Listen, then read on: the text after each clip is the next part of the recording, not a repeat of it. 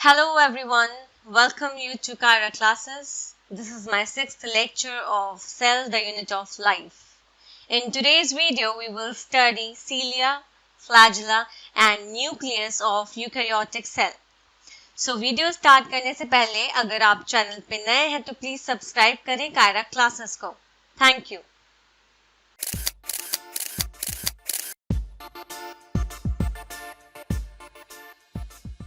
So first topic है हमारा cilia and flagella. सीलिया और फ्लैजिला बेसिकली इन्वॉल्व है लोकोमोशन में या सेल को मूव कराने में इन्वॉल्व होता है, मूवमेंट में ये इन्वॉल्व है. सीलिया सिंगुलर सीलियम कहते हैं, फ्लैजिला को सिंगुलर फ्लैजिलम कहा जाता है. ये हेयर लाइक आउटग्रोथ होती है सेल मेम्ब्रेन की. तो ये सेल मेम्ब्रेन से हेयर लाइक मैं कह सकती हूँ प्रोट्रूशन, एक तरह से आउटग्रोथ की तरह ये निकलते हैं. सीलिया स्मॉल स्ट्रक्चर्स हैं, छोटे छोटे स्ट्रक्चर्स होते हैं जो कि ओव्स की तरह काम करते हैं, जिससे क्या होता है या तो सेल का मूवमेंट होता रहता है, जैसे मैंने आपको बताया था मूवमेंट में इन्वॉल्व है, लोकोमोशन में हेल्प है, सेल को एक जगह से दूसरी जगह जो है सेल को मूव कराने में हेल्प करता है सीलिया. या फिर जो फ्लूइड है उसके सराउंडिंग, जिस फ्लूइड से वो सराउंडेड है सेल, उसको मूव कराने में हेल्प करता है. Flagella are comparatively longer and responsible for cell movement. Flagella की बात करें तो flagella cilia के मुताबिक बड़ा होता है, ओके, लॉन्गर होता है, लंबा होता है और सेल को मूव कराने में रिस्पॉन्सिबल होता है. प्रोकैरियोटिक बैक्टीरिया में flagella होता है, पर ये जो flagella है ये स्ट्रक्चरली डिफरेंट होते हैं यूकैरियोटिक flagella से. तो इनका अगर स्ट्रक्चर देखा जाए तो यूकैरियोटिक फ्लैजिला से इनका स्ट्रक्चर काफी अलग होता है. इलेक्ट्रॉन माइक्रोस्कोप स्टडी सीलिया की, सीलियम की जब इलेक्ट्रॉन माइक्रोस्कोपिक स्टडी की गई या फ्लैजिलम की, तो पता चला कि ये किससे कवर्ड होते हैं, प्लाज्मा मेम्ब्रेन से कवर्ड होते हैं. तो सीलिया और फ्लैजिला दोनों ही प्लाज्मा मेम्ब्रेन से कवर्ड होते हैं. उनके कोर को कहते हैं एक्सोनीम, जिसके अंदर क्या होते हैं, माइक्रोट्यूब्यूल्स होते हैं, नंबर ऑफ माइक्रोट्यूब्यूल्स प्रेजेंट होते हैं जो कि क्या एक दूसरे से पैरेलली रन करते हैं to the long axis. The exoneme usually has 9 pairs of doublets of radially arranged peripheral microtubules and a pair of centrally located microtubules. अब ये जो एक्सोनीम है इसके अंदर 9 पेयर्स होते हैं डबलेट्स के, मतलब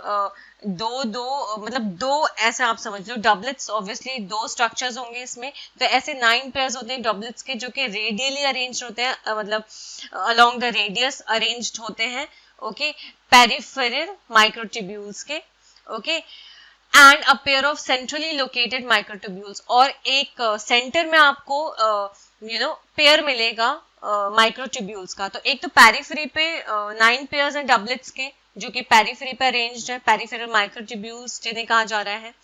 दूसरा जो सेंटर है उस पे लोकेटेड है माइक्रोट्यूब्यूल्स पेयर, मतलब उनका भी पेयर जो है वो माइक्रोट्यूब्यूल्स जो है वो सेंट्रली लोकेटेड है. इस अरेंजमेंट को, एक्सोनिमल माइक्रोट्यूब्यूल्स के अरेंजमेंट को हम कैसे बोलते हैं, 9+2 एरे या 9+2 का अरेंजमेंट, क्योंकि 9 पेयर्स होते हैं डबलेट्स के जो रेडियली अरेंज्ड है, जिन्हें हम कह रहे हैं पेरिफेरल माइक्रोट्यूब्यूल्स, पेरिफेरी पे है, वो सर्कमफ्रेंस पे है, और दूसरा एक पेयर जो है वो सेंट्रली लोकेटेड है माइक्रोट्यूब्यूल्स का, इसलिए अरेंजमेंट 9+2 के नाम से जाना जाता है.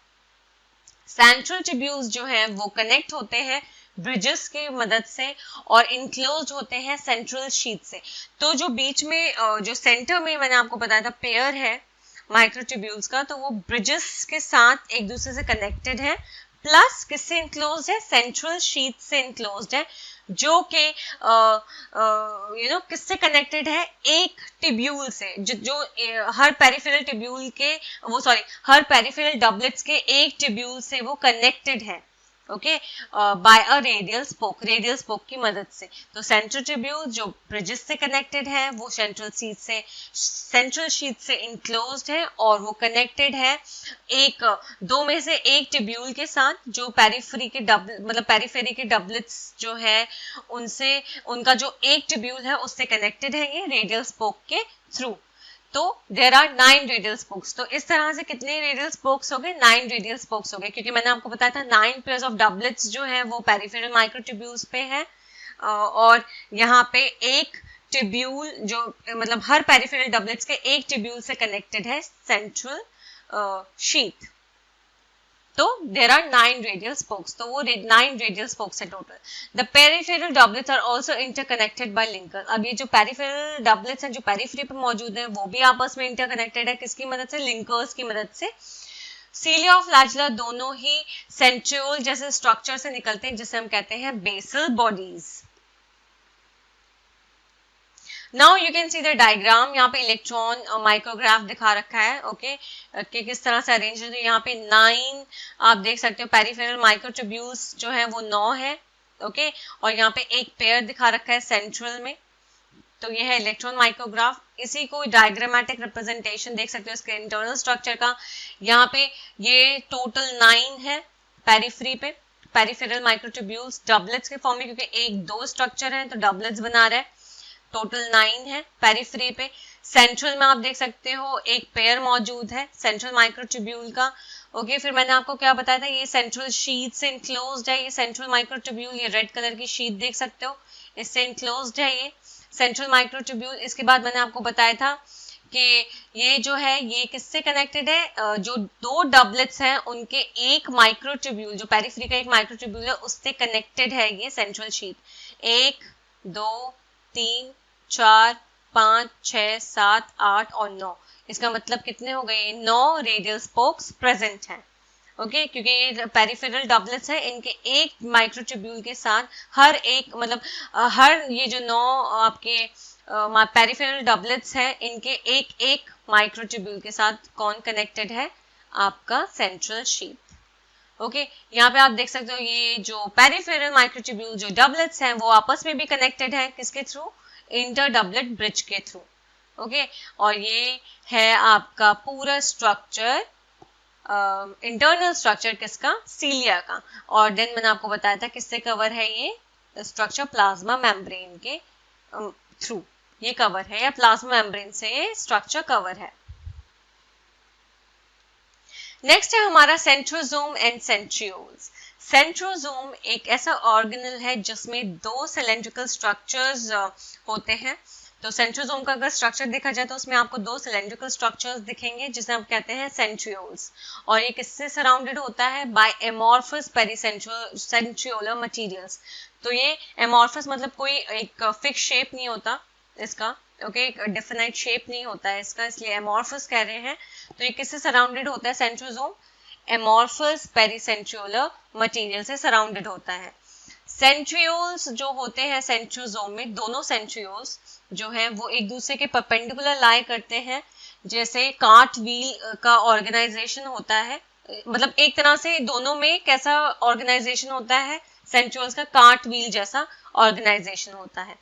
ये 9 evenly spaced peripheral fibrils, tubulin के जो पेरिफेरल फिब्रिल्स हैं उनसे बने होते हैं सेंट्रोसोम या फिर सेंट्रियोल्स जो हैं basically 9 evenly spaced peripheral fibrils जो होती हैं ट्यूबुलिन की, उससे मिलके बने होते हैं। हर पेरिफेरल फिब्रिल जो होता है वो ट्रिपलेट होता है। The adjacent triplets are also linked. अब जो एडजेसेंट जो बराबर में ट्रिपलेट्स हैं वो एक दूसरे से लिंक्ड भी होते हैं। जो सेंट्रल पार्ट होता है सेंट्रियोल का वो प्रोटीन का बना होता है जिसे हम कहते हैं हब, और ये कनेक्टेड होता है ट्यूब्यूल्स के साथ of the peripheral triplets. Peripheral triplets के जो ट्यूब्यूल्स हैं उनके साथ ये कनेक्टेड होता है, किसकी मदद से? रेडियल स्पोक्स के थ्रू कनेक्टेड होता है जो कि प्रोटीन का बना होता है। सेंट्रियोल्स जो है वो बेसल बॉडी बनाते हैं सीलिया और फ्लैजिला का, और जो स्पिंडल फाइबर्स है वो स्पिंडल एपरेटस बनाते हैं या फॉर्म करते हैं सेल डिवीजन के दौरान। जब एनिमल सेल्स में सेल डिवीजन होता है तो ये जो स्पिंडल फाइबर्स है ये स्पिंडल एपरेटस फॉर्म करते हैं जब एनिमल सेल्स में सेल डिवाइड होता है, सेल डिवीजन होता है। नेक्स्ट टॉपिक है हमारा nucleus. The interface nucleus. Interface मतलब जब सेल डिवाइड नहीं होता है, जब रेस्टिंग स्टेज में है, when cell is not dividing, तो जो इंटरफेस न्यूक्लियस है वो काफी एक्सटेंडेड होता है और उसमें न्यूक्लियोप्रोटीन फाइबर्स जो होते हैं वो काफी इलाबोरेट होते हैं जिसे हम कहते हैं क्रोमैटिन। एक नेटवर्क होता है, न्यूक्लियर मैट्रिक्स और एक से ज्यादा स्फेरिकल बॉडीज जिन्हें न्यूक्लियोलाई कहते हैं और सिंगुलर न्यूक्लियोलस कहा जाता है, ये सब क्या होता है? प्रेजेंट होता है।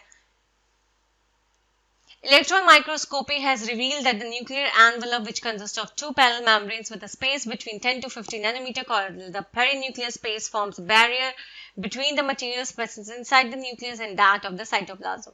अब जब इलेक्ट्रॉन माइक्रोस्कोपी हुई तो ये पता चला कि जो न्यूक्लियर एनवेलप है जो कि दो पैरेलल मेम्ब्रेन से मिलकर बना है, एक विद अ स्पेस, उसके साथ एक स्पेस होती है उनके बीच में जो कि पेरीन्यूक्लियर स्पेस फॉर्म करता है. ओके 10 टू 50 नैनोमीटर का ये स्पेस है जिसे पेरीन्यूक्लियर स्पेस कहते हैं. ये एक तरह से बैरियर बनाता है मटेरियल्स जो कि न्यूक्लियस के अंदर प्रेजेंट है और जो साइटोप्लाज्म के अंदर प्रेजेंट है, तो इनके बीच में एक तरह से बैरियर का काम करता है ये पेरीन्यूक्लियर स्पेस. यहाँ पे आप स्ट्रक्चर देख सकते हैं न्यूक्लियस का जो कि इलेक्ट्रॉन माइक्रोस्कोपी के थ्रू दिखाया गया है. न्यूक्लियोप्लाज्म देख सकते हो यहाँ पे. ओके देन न्यूक्लियर मेम्ब्रेन यहाँ पे देख सकते हो. मतलब it is made up of to membranes, एक आउटर मेम्ब्रेन एक इनर मेम्ब्रेन होती है न्यूक्लियर मेम्ब्रेन या न्यूक्लियर एनवेलप कह सकते हो. ओके न्यूक्लियर पोर यहाँ पे प्रेजेंट होते हैं. न्यूक्लियर पोर जो है वो हेल्प करते हैं ट्रांसपोर्टेशन में. Then nucleolus is also present here. This is the structure of nucleus. The outer membrane usually remains continuous with the endoplasmic reticulum and also bears ribosomes on it. मैंने अभी आपको बताया कि न्यूक्लियर एनवेलप या nuclear membrane, उसमें दो membranes होती हैं, आउटर मेम्ब्रेन और इनर मेम्ब्रेन. जो आउटर मेम्ब्रेन है वो एंडोप्लाज्मिक रेटिकुलम के साथ कॉन्टिन्यूस होती है और उसमें राइबोसोम्स होते हैं. और बहुत सी जगहों पे क्या होता है, न्यूक्लियर एनवेलप जो है वो इंटरप्टेड होता है, मतलब उसमें क्या होते हैं, छोटे छोटे पोर्स प्रेजेंट होते हैं उस न्यूक्लियर एनवेलप में, जो कि कैसे बनते हैं ये पोर्स, दो मेम्ब्रेन्स के फ्यूज होने की वजह से क्या होते हैं, न्यूक्लियर पोर्स जो है वो फॉर्म होते हैं. ये न्यूक्लियर पोर्स जो होते हैं ये पैसेज की तरह काम करते हैं जिससे मूवमेंट होता है आरएनए और प्रोटीन मॉलिक्यूल्स का दोनों डायरेक्शंस में न्यूक्लियस और साइटोप्लाज्म के बीच में. तो एक तरह से transportation of materials takes place with by the help of these nuclear pores. दोनों डायरेक्शंस में होता है, या तो न्यूक्लियस से साइटोप्लाज्म में मटेरियल ट्रांसपोर्ट हो रहा है तो न्यूक्लियर पोर्स की मदद से हो रहा है. ओके या फिर साइटोप्लाज्म से अगर कोई ट्रांसपोर्टेशन होना है मटेरियल का तो वो न्यूक्लियर पोर्स की मदद से क्या होगा, न्यूक्लियस के अंदर जाएगा. Normally there is only one nucleus per cell. Normal अगर देखा जाए तो एक सेल में एक ही न्यूक्लियस होता है, लेकिन वेरिएशंस देखने को मिलते हैं कि कई सारे नंबर ऑफ न्यूक्लिया जो है वो भी देखे गए हैं. तो वेरिएशंस जो है वो देखने को मिले हैं. कुछ मैच्योर सेल्स में न्यूक्लियस नहीं होता है, जैसे आरबीसीज, बहुत से मैमल्स के आरबीसीज जो होते हैं उनमें क्या होता है, एरिथ्रोसाइट्स आरबीसीज जिन्हें कहते हैं रेड ब्लड सेल्स, उनमें क्या होता है, न्यूक्लियस नहीं होता है. और वैस्कुलर प्लांट्स के जो सीव ट्यूब सेल्स हैं उसमें भी न्यूक्लियस प्रेजेंट नहीं होता है. न्यूक्लियर मैट्रिक्स या फिर न्यूक्लियोप्लाज्म जिसे कहते हैं उसमें न्यूक्लियोलस होता है और क्रोमैटिन होता है. न्यूक्लियोलाई जो है वो स्फेरिकल स्ट्रक्चर्स होते हैं, राउंड शेप स्ट्रक्चर्स होते हैं जो कि न्यूक्लियोप्लाज्म में प्रेजेंट होते हैं. न्यूक्लियोलस का जो कंटेंट होता है वो कॉन्टिन्यूअस होता है न्यूक्लियोप्लाज्म के साथ और ये मेम्ब्रेन बाउंड स्ट्रक्चर नहीं होता है. It is a site for active ribosomal RNA synthesis. ये किसका साइट होता है, ये एक ऐसी जगह है जहां पे राइबोसोमल जो आरएनए है, ओके, एक्टिव राइबोसोमल आरएनए का सिंथेसिस होती है. लार्जर और बहुत सारे न्यूक्लिया जो हैं वो सेल्स में प्रेजेंट होते हैं जो एक्टिवली कैरी आउट करते हैं प्रोटीन सिंथेसिस को, मतलब जो कि प्रोटीन सिंथेसिस में इन्वॉल्व है, प्रोटीन को फॉर्म करते हैं. तो बहुत सारे ऐसे न्यूक्लिया प्रेजेंट होते हैं सेल्स में जो कि प्रोटीन के फॉर्मेशन में इन्वॉल्व होते हैं. इंटरफेस न्यूक्लियस जो होता है उसमें लूज और इनडिस्टिंक्ट नेटवर्क होता है न्यूक्लियर प्रोटीन फाइबर्स का, जिसे हम कहते हैं क्रोमैटिन. बट जब सेल डिवीजन के अलग अलग स्टेजेस की बात करूं मैं, अलग अलग स्टेजेस की बात करूं सेल डिवीजन में, तो उसके दौरान जो सेल्स हैं वो एक कुछ क्रोमोसोम्स, कुछ condensed structure, cylindrical structure show करते हैं. ठीक है, न्यूक्लियस के जगह आप देख सकते हो कुछ ऐसे स्ट्रक्चर्स देखने को मिलते हैं जब सेल डिवाइड करते हैं जिन्हें हम कहते हैं क्रोमोसोम, जो काफी कॉम्पैक्ट और काफी कंडेंस्ड होते हैं. तो क्रोमैटिन जहाँ पे एक नेटवर्क था, इंडिस्टिंक्ट था, ओके, और एक तरह से लूज था, वो किसमें चेंज हो रहा है, वो जब सेल डिवाइड हुआ तो वो काफी कॉम्पैक्ट हुआ, काफी मतलब अरेंजमेंट अच्छा हुआ उसका, कॉम्पैक्ट हुआ वो और कंडेंस्ड हुआ, तो वो क्रोमोसोम का शेप ले लेता है. Chromatin contains DNA and some basic proteins called histones, some non-histone proteins and also RNA. Chromatin जो है, जो इंटरफेस के दौरान प्रेजेंट है, जब सेल डिवाइड नहीं हो रहा, तो उसमें डीएनए होते हैं, कुछ बेसिक प्रोटीन्स होते हैं जिन्हें हिस्टोन्स कहते हैं, कुछ नॉन हिस्टोन प्रोटीन्स होते हैं, कुछ आरएनए प्रेजेंट होते हैं. एक सिंगल ह्यूमन सेल में 2 मीटर लॉन्ग थ्रेड होता है डीएनए का कम से कम 2 मीटर लॉन्ग थ्रेड जैसे डीएनए होता है, जो कि 46 क्रोमोसोम्स में डिस्ट्रीब्यूटेड होता है. दैट मीन्स अगर मैं बात करूं तो ह्यूमन डीएनए की, तो जो ह्यूमन क्रोमोसोम्स की मैं बात करूं तो उसमें 23 पेयर्स ऑफ क्रोमोसोम्स होते हैं एक ह्यूमन में. ओके, इसका मतलब 23 पेयर्स 46 क्रोमोसोम्स ऑल ओवर होते हैं. Every chromosome essentially has a primary construction or the centromere on the sides of which disc-shaped structures called kinetochores are present. Her chromosome में एक प्राइमरी कॉन्स्ट्रक्शन होता है जिसे हम कहते हैं सेंट्रोमेयर, जहां पे डिस्क शेप स्ट्रक्चर्स जो होते हैं वो प्रेजेंट होते हैं, जिन्हें हम कहते हैं काइनेटोकोर्स. अब इस सेंट्रोमेयर की पोजीशन के बेसिस पे क्रोमोसोम्स जो है वो 4 टाइप्स में डिवाइडेड है. पहला है मेटासेंट्रिक क्रोमोसोम. तो मेटासेंट्रिक क्रोमोसोम में क्या होता है, सेंट्रोमेयर मिडिल में होता है, जिसकी वजह से जो क्रोमोसोम्स के आर्म्स होते हैं वो क्या होते हैं, इक्वल होते हैं. तो जो 2 आर्म्स हैं वो बिल्कुल इक्वल होते हैं, तो इसे हम कहते हैं मेटासेंट्रिक क्रोमोसोम. नेक्स्ट है सब मेटासेंट्रिक क्रोमोसोम. उसमें सेंट्रोमेयर जो है वो क्रोमोसोम के एक एंड पे होता है, ओके, पास होता है एक एंड के सेंट्रोमेयर, जिससे एक जो क्रोमोसोम का जो आर्म है वो काफी छोटा हो जाता है और दूसरा काफी बड़ा हो जाता है. एक्रोसेंट्रिक क्रोमोसोम में क्या होता है, सेंट्रोमेयर जो है वो एंड पे आ जाता है, काफी करीब आ जाता है एंड के, और एक बहुत ही छोटा आर्म बनता है और एक बहुत ही बड़ा या लंबा आर्म बनता है इसकी वजह से. लास्ट है टेलोसेंट्रिक क्रोमोसोम. उसमें सेंट्रोमेयर जो है टर्मिनल एंड पे पहुंच जाता है. Sometimes a few chromosomes have non-staining secondary constructions at a constant location. कभी-कभी क्या होता है, कुछ क्रोमोसोम्स में एक non-staining secondary construction देखने को मिलता है constant location पे, और ये जो अपीयरेंस है ये एक छोटा सा फ्रेगमेंट देता है जिसे हम कहते हैं सैटेलाइट. तो सैटेलाइट सेकेंडरी कॉन्स्ट्रक्शन की वजह से फॉर्म होती है. Now you can see the diagram. Chromosome with kinetochore. यहाँ पे आप देख सकते हो डिस्क शेप्ड स्ट्रक्चर्स जिन्हें हम काइनेटोकोर्स कहते हैं. ओके, ये आर्म्स हैं क्रोमोसोम के, ठीक है. अब types of chromosomes based on the position of centromere. अब यहाँ पे क्रोमोसोम्स के टाइप्स बता रखे हैं, किस तरह से सेंट्रोमेयर की पोजीशन की अकॉर्डिंग. सेंट्रोमेयर यहाँ पे आप देख सकते हो, ठीक है, बहुत एंड के बहुत करीब आ गया है, तो बहुत ही शॉर्ट आर्म हो गया, ये काफी लॉन्ग हो गया as compare to this arm. तो short arm and then this very long arm, ठीक है. यहाँ पे आप देख सकते हो किस तरह से शॉर्ट आर्म दिखा रखी है, ओके, ये लॉन्ग आर्म है. तो दिस इज द सेंट्रोमेयर्स, और सेंट्रोमेयर्स की पोजीशन के बेसिस पे ही क्या होते हैं, टाइप्स ऑफ क्रोमोसोम्स फॉर्म होते हैं. देन मैंने आपको बताया था सेकेंडरी कॉन्स्ट्रक्शन होता है यहाँ पे. सेकेंडरी कॉन्स्ट्रक्शन, ओके, तो सेकेंडरी कॉन्स्ट्रक्शन क्या देती है कि एक स्मॉल फ्रेगमेंट फॉर्म करती है जिसे हम कहते हैं सैटेलाइट. इसके बाद एक और लास्ट टॉपिक है माइक्रोबॉडीज. ओके, माइक्रोबॉडीज क्या होती है, एक छोटे छोटे मेम्ब्रेन बाउंड वेसिकल्स होते हैं जिनमें क्या होते हैं, बहुत से एंजाइम्स प्रेजेंट होते हैं, और ये प्लांट और एनिमल सेल्स दोनों में पाई जाती हैं. तो माइक्रोबॉडीज क्या है, basically small membrane bound vesicles like structures हैं जो कि दोनों प्लांट और एनिमल सेल्स दोनों में पाई जाती हैं, और इनमें क्या होते हैं, एंजाइम्स प्रेजेंट होते हैं.